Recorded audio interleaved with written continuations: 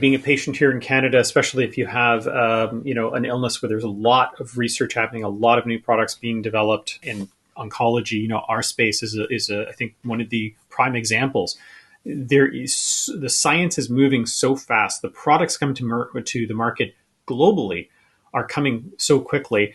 It oftentimes oversteps the decision for how do we afford this? How do we pay for this for everyone who needs it?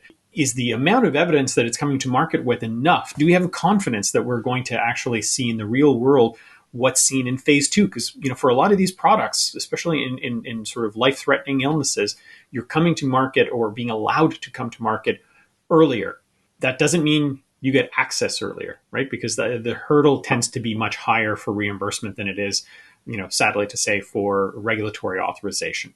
But the concern oftentimes, and the reason why OBAs, people are slow to adopt them, is because they don't want to risk the patient. So, if you're coming to market early with thinner data packages, you don't want to expose patients to risk.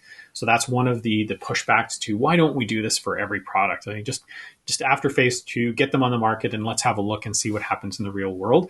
You don't want to waste money for products that don't work, right? So where you could have already paid for and given a patient an opportunity with a product that actually has been proven to have particular outcome.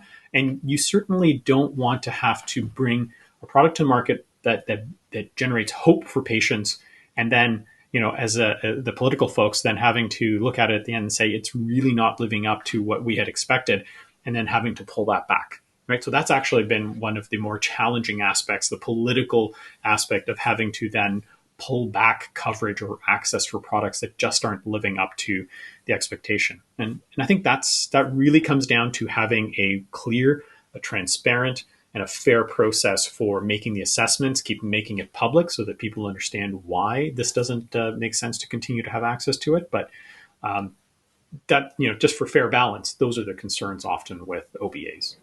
Got it. That's completely fair enough.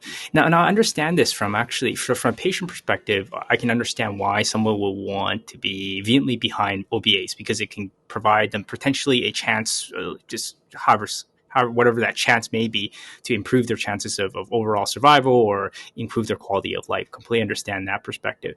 From a payer perspective, it makes sense as well, because you're paying for performance. So if the thing doesn't perform, then you don't pay for it, or you pay less for it, or whatever the agreement is. So there's a potential for cost savings, or even if there's no cost savings, you're paying for something of so-called value, right?